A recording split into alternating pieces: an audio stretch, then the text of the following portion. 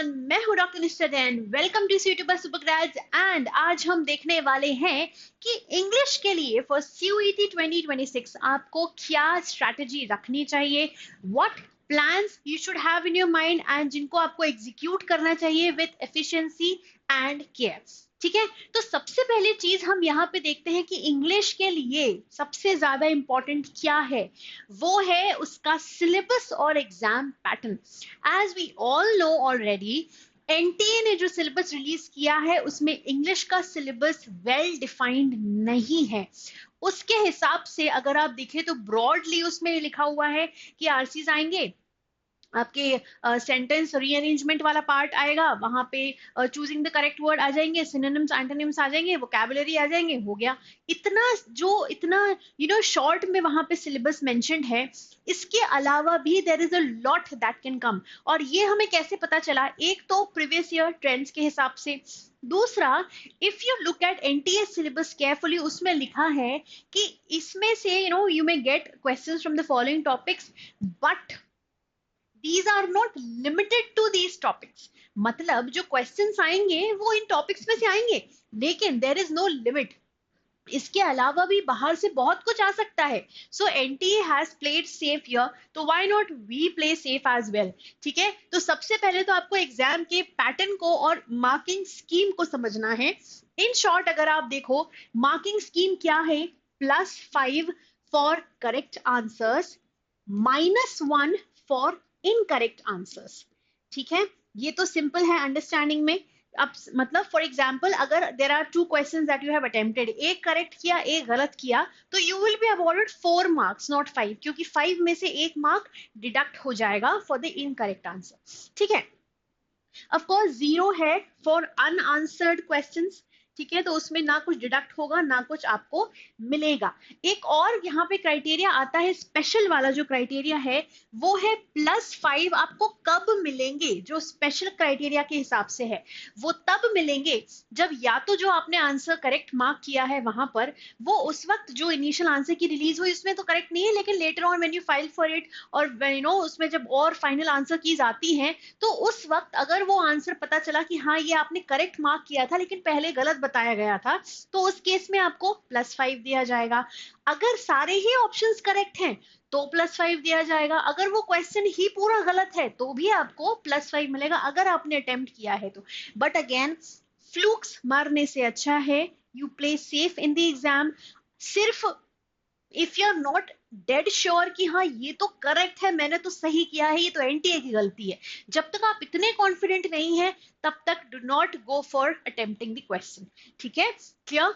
दूसरी चीज यहाँ पे है एग्जाम पैटर्न। तो एग्जाम का पैटर्न क्या है? सीबीडी बेस्ड रहता है, मतलब कंप्यूटर बेस्ड रहेगा। अभी तक हाइब्रिड का कोई अपडेट नहीं मिला है, जैसे ही मिलता है we will definitely let you know. But अभी के लिए आप इतना समझ लें कि 250 मार्क्स पर सब्जेक्ट आपका जो रहेगा, मार्किंग स्कीम रहेगा, वो रहेगा। आप कितने सब्जेक्ट्स चूज करते हैं on that it will depend कि आपके मैक्सिमम मार्क्स कितने होने चाहिए। यूजुअली जो इन जनरल जो बच्चे चूज करते हैं वो होते हैं 1000 मार्क्स, मतलब 4 सब्जेक्ट यहाँ पे चूज करते हैं। ठीक है, now you can choose up to 5 subjects, 2 languages, 2 domain, और एक जो गैट रहता है वो तो रहता ही है जनरल एबिलिटी टेस्ट। तो सबसे पहली चीज तो हो गई उसके सिलेबस को समझना, जो कि उसका मैंने अलग से एक पूरा वीडियो बनाया है कि उसके सिलेबस में एक्चुअली क्या क्या दिया है और वाकई में देखें तो क्या क्या आता है। There is a different video to that, तो you can go to that video. पूरा की पूरा इंग्लिश सिलेबस ब्रेकडाउन वाला वीडियो है, वो अलग है। यहाँ पर दूसरी चीज जो आपको ध्यान रखनी है when you are preparing for English, and that is topic wise preparation. अब टॉपिक वाइज प्रेपरेशन मतलब क्या? पहली सबसे इंपॉर्टेंट चीज है RCs. Why have I said कि ये सबसे इंपॉर्टेंट चीज है? because RCs carry the maximum weightage in your exam। ठीक है, मैक्सिमम वेटेज RCs का होता है। 18 से 20 क्वेश्चंस तक भी RCs के आ सकते हैं आपके ओवरऑल इंग्लिश एग्जाम में। ठीक है, अब उसके अलावा आता है vocab, grammar and verbal ability. Again, जो मैंने इंग्लिश सिलेबस का ब्रेकडाउन वाला वीडियो बनाया है उसमें ये सारी चीजें भी मैंने डिटेल में बताई हैं। बट अभी मैं आपको शॉर्ट में बता दूं कि वोकैब में आपकी जो पर्सनल डिक्शनरी होती है वो आती है। पर्सनल मतलब लिखी हुई नहीं, सिर्फ जो आपके दिमाग में है। ठीक है, that is called vocabulary in short. ठीक है, तो जो जो वर्ड्स आपने याद किए हैं, चाहे वो सिनोनिम्स, एंटोनिम्स हैं, इडियम्स एंड फ्रेजेस हैं, वन वर्ड सब्स्टिट्यूशंस हैं, फॉरेन वर्ड्स एंड फ्रेजेस हैं, ब्ला ब्ला ब्ला, ये सारी चीजें जो आपने याद की है, the things you have to mug up specially, वो सारे ही वर्ड्स एंड देयर मीनिंग्स वो आते हैं वोकैबुलरी में। ग्रामर में आते हैं और basics of English, that is tenses, verbs, जो सारे पार्ट्स ऑफ स्पीच है वो। उसके अलावा उसमें हम अगर ग्रामर में देखें तो वो सारी चीजें आती हैं जो सेंटेंस की स्ट्रक्चरिंग के लिए, सेंटेंस के कंप्लीशन के लिए बहुत इंपॉर्टेंट रोल प्ले करती हैं।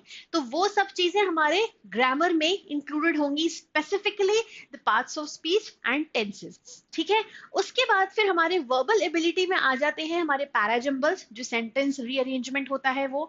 ठीक है, उसको सेंटेंस करेक्शन आता है, सेंटेंस ट्रांसफॉर्मेशन आता है, स्पॉटिंग द एरर्स आते हैं, ये सारी ही चीजें यहाँ पे कवर होती हैं, और जो कि मैं डेफिनेटली कवर करने वाली हूँ सभी लाइव सेशंस में। तो बी विथ मी रेगुलरली, आपको लाइव सेशंस अटेंड करते जाना है इंग्लिश के, वहां पे हम सारे ही इंपॉर्टेंट टॉपिक्स अच्छे से डिटेल में डिस्कस करने वाले हैं। ठीक है, थर्ड स्टेप जो यहाँ पे इंपॉर्टेंट है वो है preparation timeline. Now your preparation should be segregated into 4 simple phases. ठीक है, ये आपको समझना है अच्छे से। सबसे पहला बेसिक फेज है फाउंडेशन फेज। ये जो आप यहाँ पे देख रहे हैं GIF, ये आपको बिल्कुल नहीं करना है।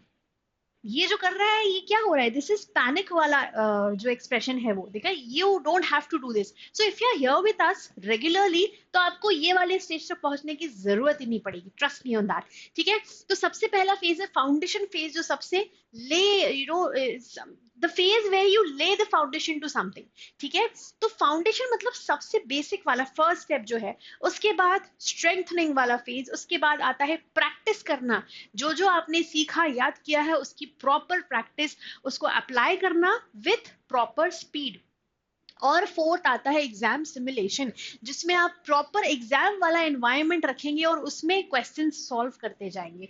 तो फाउंडेशन फेज अगर आप देखें तो फर्स्ट 2 to 3 months में your foundation phase should begin and and. Okay, ठीक है, तो इसमें एटलीस्ट 1 RC तो आपको रोज करना ही करना है। इसके अलावा आपको 6 to 7 वर्ड्स तो डेली याद करने हैं। अब आप वो कैसे याद कर सकते हो, there is a very common technique that is called clustering. Clustering में क्या होता है, you group up words of similar meanings and उनको आप एक साथ याद करते हो। जैसे फॉर एग्जाम्पल अगर मैं बोलूं प्रोटेक्ट करना किसी को, ठीक है, उसको सेफ गार्ड करना, उसको प्रॉपर रिस्ट्रिक्शंस में रखना, उसको प्रॉपरली मैनेज करके रखना, उसको सेफ रखना। ठीक है, ये इसका मीनिंग है। अब इससे रिलेटेड जितने भी वर्ड्स हैं वो सारे वर्ड्स आप यहाँ पे एक साथ याद कर सकते हो। ठीक है, किसी चीज को रिमूव करना, किसी चीज को इराडिकेट करना, किसी चीज को इजेक्ट करना, ये सारे वर्ड्स क्या हो गए, रिमूव करने से रिलेटेड हो गए। ठीक है, तो ऐसे ही आप क्लस्टर्स बना के सारे वर्ड्स याद कर सकते हैं, that will save a lot of your time. तो अगर आप एक दिन में 6 to 7 वर्ड्स का टारगेट रख रहे हो, तो उसमें आप क्या कर सकते हो, सपोज आपने 3 न्यू वर्ड्स सीखे और उनके सिनोनिम्स आपने याद कर लिए, अगर उसका हो गया तो एंटोनिम्स भी याद कर लिए, तो दोनों चीजें मिला के बहुत सारे वर्ड्स आपके एक ही दिन में अच्छे से कवर हो जाएंगे। ठीक है, वो भी हम देखेंगे, synonyms, antonyms, one word substitutions, foreign words, phrases, सब कुछ हम देखने वाले हैं, डोंट वरी। ठीक है, फिर आता है second phase, that is the strengthening वाला phase. You can see this. ठीक है, तो हम सिर्फ फिजिकल स्ट्रेंथ की बात नहीं कर रहे हैं, हम मेंटल स्ट्रेंथ की भी बात कर रहे हैं, हमारे नॉलेज की बात कर रहे हैं। तो यहाँ पे जब आप इस फेज में आते हो स्टार्टिंग के 2-3 मंथ्स के बाद, तो उसके बाद आपको कम से कम रोज 2 RC तो प्रैक्टिस करने ही है बच्चों। ठीक है, ये आपको अपना एक टारगेट बना के रखना है। जब इनिशियल फर्स्ट जो 2 to 3 मंथ्स है फाउंडेशन फेज वाले, जब आपके वो अच्छे से आप रेगुलर होके उसको पूरा फॉलो करोगे ना, तो व्हाट विल हैपन कि ये इस फेज में आते आते आपको बहुत अच्छे से प्रैक्टिस होने लगेगी इन चीजों को करने की। उसके बाद sentence correction and error spotting आपको जरूर से जरूर प्रैक्टिस करना है इन द सेकेंड फेज। तो इनिशियली फर्स्ट 2-3 मंथ्स में तो आप क्या कर सकते हो, एक तो एक RC सॉल्व कर सकते हो रोज, दूसरा 6 से 10 वर्ड्स के बीच में आप रोज याद कर सकते हो, बस इतना ही कर लो इस स्टार्टिंग में। ठीक है, उसके बाद फिर सेंटेंस करेक्शन और एरर स्पॉटिंग भी हमको प्रैक्टिस करनी है। And apart from that 10 new words, तो पहले जो हमने सीखे थे अराउंड 6 to 10 वर्ड्स डेली, वो तो है ही, फिर सेकेंड फेज में हम 10 न्यू वर्ड्स और सीखेंगे। तो once you will start learning words, once you will start understanding the concept of learning words, the technique of learning words, तो आपको बहुत ईजी हो जाएगा रोज एटलीस्ट 10 वर्ड्स तो याद करना, that will not be a big deal for you. ठीक है, थर्ड फेज आता है हमारा प्रैक्टिस फेज, जो अगेन अगले 2 महीनों में आएगा। प्रैक्टिस फेज में अगेन आपको क्या करना है, अब आपको टाइम्ड पैसेजेस सॉल्व करना है। अभी तक तो आरसी सॉल्व कर रहे थे, बस पढ़ रहे थे, समझ रहे थे और आंसर्स दे रहे थे। अब हमको थर्ड फेज में आके क्या करना है, we have to solve timed passages. तो आपको टाइमर लगा के एक प्रॉपर ड्यूरेशन फिक्स करके कि मुझे ये आरसी 5 मिनट में या 7 मिनट में या 10 मिनट में सॉल्व करना है, तो ये आपको बहुत ही डिटरमाइंड होके टाइमिंग के साथ सॉल्व करना है, रोज 3 to 4 पैसेजेस। ठीक है, फिर आता है वोकैब एंड ग्रामर। तो इसमें अब आपको रोज 30 एमसीक्यूज करना स्टार्ट करना होगा इन द थर्ड फेज। ठीक है, apart from that FLTs, full length test, जो फुल लेंथ मॉक्स होते हैं, जो आपको यहाँ से भी मॉक्स मिलने वाले हैं, मॉक टेस्ट मिलने वाले हैं, आपको रेगुलरली अटेम्प्ट करते रहना है। डिमोटिवेट तो बिल्कुल भी नहीं होना है, अपनी गलतियों से सीखना है। You have to analyse your mistakes after each mock, each test, and you have to work on it, ताकि नेक्स्ट मॉक में वो चीज इंप्रूव हो सके और आपका स्कोर और ही बेटर आ सके। ठीक है, तो एफएलटीज जो फुल लेंथ मॉक्स होते हैं वो एवरी 15 डेज में तो आपको देने ही देने हैं। ये थर्ड फेज की बात हो रही है, don't think it's a big deal. ये बहुत इजी हो जाएगा जब आप रेगुलर प्रैक्टिस रोज करते रहेंगे। सी, इट इज सेड कि बूंद बूंद से घड़ा भरता है, राइट? तो रोज रोज अगर एक एक बूंद भी किसी घड़े में भर रहा है तो क्या हो रहा है, कभी ना कभी तो वो घड़ा भरेगा। ऑब्वियसली दूसरी तरफ से फूटा नहीं होना चाहिए। So that is very logical and that is not to be included here, right? So I think ये तो मतलब मैं एज्यूम कर सकती हूँ कि आप वो वाला लॉजिक यहाँ अप्लाई नहीं कर रहे हो।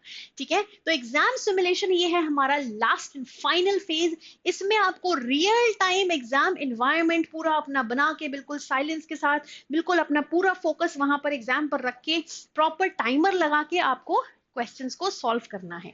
ठीक है, 2 to 3 एफएलटीज एवरी वीक। पहले हम एवरी 15 डेज में कर रहे थे, अब आपको हर हफ्ते कम से कम 2-3 एफएलटीज तो सॉल्व करने ही हैं। अब यहाँ पे ना याद करने वाला फेज हमारा गया, रटने वाला, याद करने वाला, समझने वाला फेज गया। अब सिर्फ हमारा प्रैक्टिस वाला फेज ये चल रहा है, सिमुलेशन वाला, टू बी मोर प्रिसाइज ये फेज रहेगा। ठीक है, क्विक रिवीजन आपको करना है वोकैब एंड ग्रामर का डेली। अब मैंने यहाँ रिवीजन लिखा है, ये नहीं लिखा कि लर्न न्यू वर्ड्स। ठीक है, अभी तक जितने आपने याद किए ठीक है, उनको अच्छे से रिवाइज करना है कि उसमें से अगर कुछ आ जाता है तो यू कैन नॉट फेल, मतलब आप उसका आंसर दे ही दोगे फॉर श्योर। ठीक है, and last but not the least, practice time management.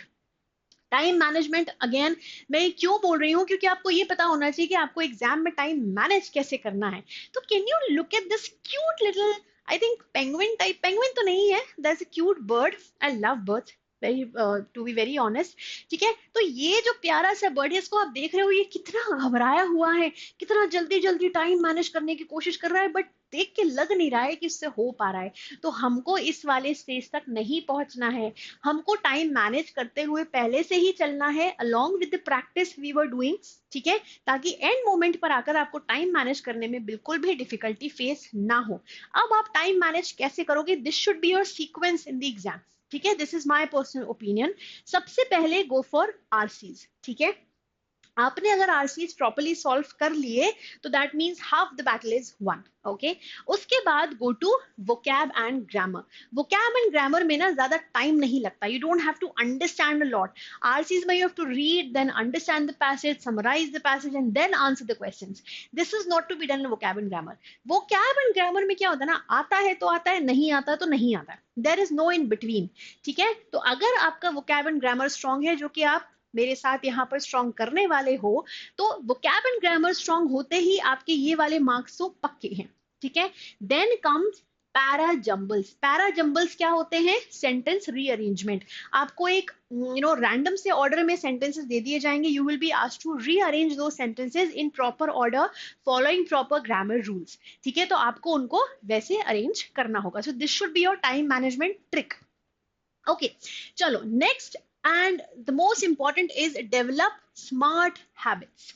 Smart habits में क्या क्या आता है, आपको रीडिंग की हैबिट बहुत अच्छी होनी चाहिए।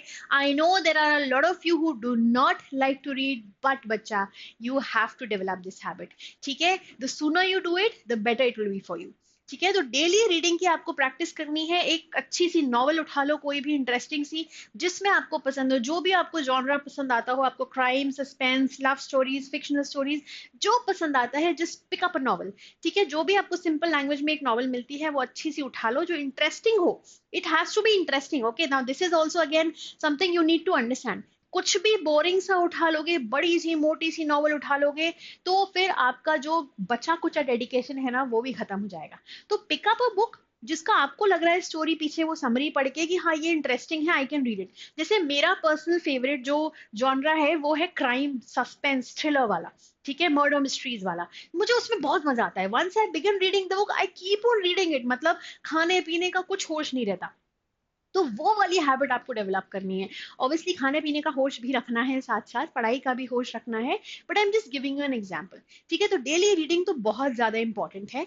सेकंड आता है, when you are reading something you should know how to summarise it. तो आपने पढ़ लिया, अब आपको अगर कोई पूछे कि आपने क्या पढ़ा, जरा सुनाओ तो हम जब मूवी देखते हैं तो कितना इजीली उसकी स्टोरी सुना देते हैं, क्योंकि मूवी में हमको मजा आता है। हम इंटरेस्ट के साथ, फुल कॉन्सेंट्रेशन के साथ मूवी देखते हैं। तो सेम चीज वाइल रीडिंग ऑल्सो आपको करनी है। सपोज आपने एक पेज भी पढ़ा, लेकिन उस पेज को इतने ध्यान से पढ़ना है कि if you want to explain it to someone कि this is what I have read in this page, आपको वो इजीली बन जाना चाहिए।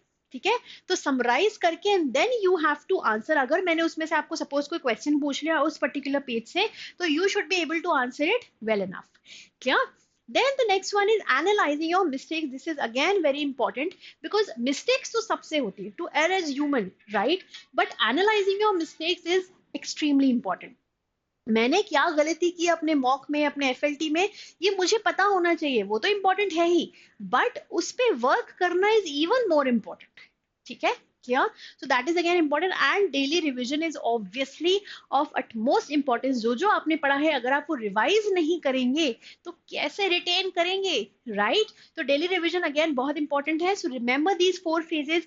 फाउंडेशन है, स्ट्रेंथनिंग फेज है, then comes your practice phase, and last but not the least exam simulation वाला phase आपको एक्सट्रीमली ध्यान रखते हुए फॉलो करना है इन चारों फेजेस को। एंड यहाँ पे आप देख रहे हो कि आपको एक बहुत ही अच्छा चांस मिल रहा है to book one on one session with all us expert mentors. तो आप हमारे साथ वन-on-one सेशंस बुक कर सकते हो। आपको उसमें करियर काउंसलिंग मिलेगी, सेक्शन वाइज सिलेबस ब्रेकडाउन मिलेगा, एंड स्मार्ट प्रिपरेशन स्ट्रेटजीज भी आपके साथ शेयर की जाएंगी बाय अस। तो do not forget to do that quickly. जल्दी से स्लॉट बुक कर लो, इसका लिंक जो है आपको नीचे डिस्क्रिप्शन बॉक्स में मिल जाएगा। I hope this is absolutely clear कि कैसे इंग्लिश के लिए प्रिपेयर करना है। इनफैक्ट इन जनरल भी आपको कैसे प्रिपेयर करना है, अपना टाइम मैनेज करके कैसे चलना है। I hope you're clear on that. Do not forget to be regular in the live sessions I'll be taking for your English language every day 4:30 to 5:30 Monday to Thursday. तो fix है ही, तो you have to be there. Do not forget to be there on time. So now I will see you in some other session, some other times. Then please take care, keep studying and keep smiling. Bye bye.